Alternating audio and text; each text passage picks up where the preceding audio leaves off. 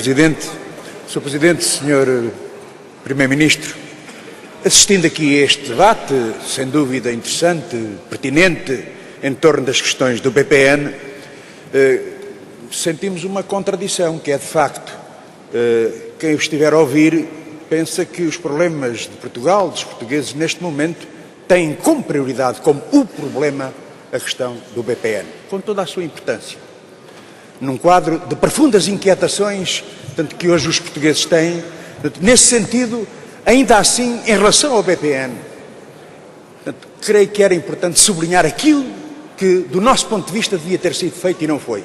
Ou seja, quando se tratou de nacionalizar o BPN, ou seja, os prejuízos, o Governo deveria ter considerado a nacionalização do grupo responsável, dono desse mesmo banco que conduziu à situação em que se encontra, para salvaguardar, de facto, os interesses dos depositantes, dos seus trabalhadores, mas também dos contribuintes portugueses. Esta devia ter sido a grande proposta.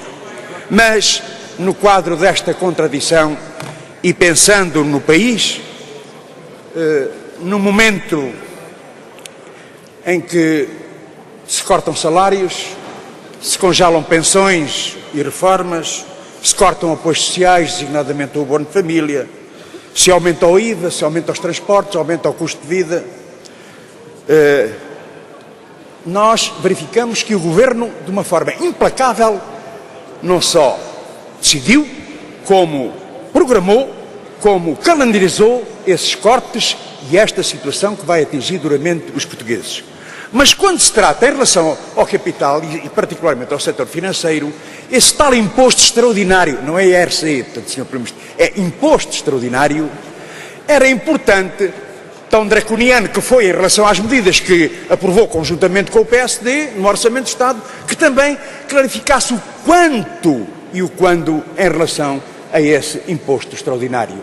É que fica esta ideia, Sr. Primeiro-Ministro, quando se trata de maltratar quem trabalha, os rendimentos de quem trabalha, o Governo é célere. Quando se trata de fazer frente ao setor financeiro, ao capital financeiro, aí temos um Governo tiboteante e o animal feroz, politicamente falando, desaparece para ser apenas um cordeiro em relação aos grandes interesses. Responda, vale a pena ainda assim insistir quanto e quando em relação ao imposto da banca? Muito obrigado, Sr. Presidente.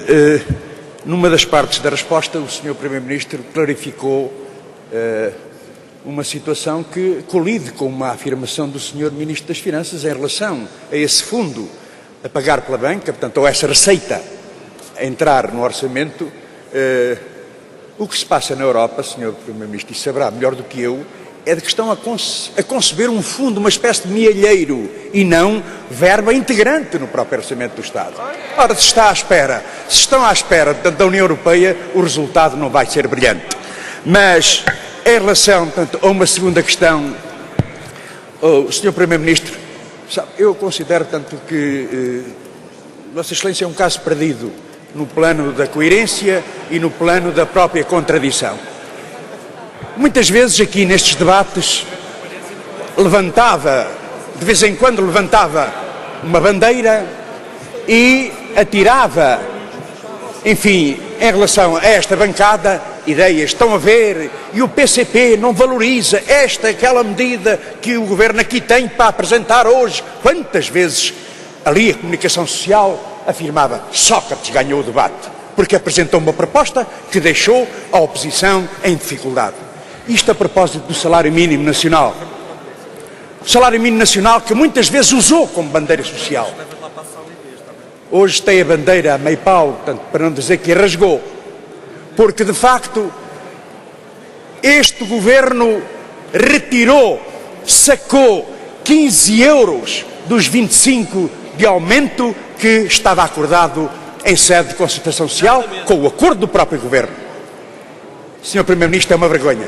É uma vergonha, de facto, para quem recebe 475 euros, para quem leva para casa 406 euros, até esses 15 euros, Sr. Primeiro-Ministro, e tiraram.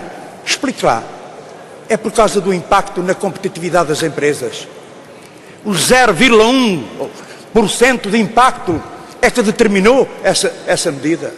Ou foi apenas uma carga simbólica de desvalorização dos salários como política deste Governo e como política geral que existe atualmente na União Europeia? E este é um problema de fundo, porque provocou uma injustiça, Sr. Primeiro-Ministro.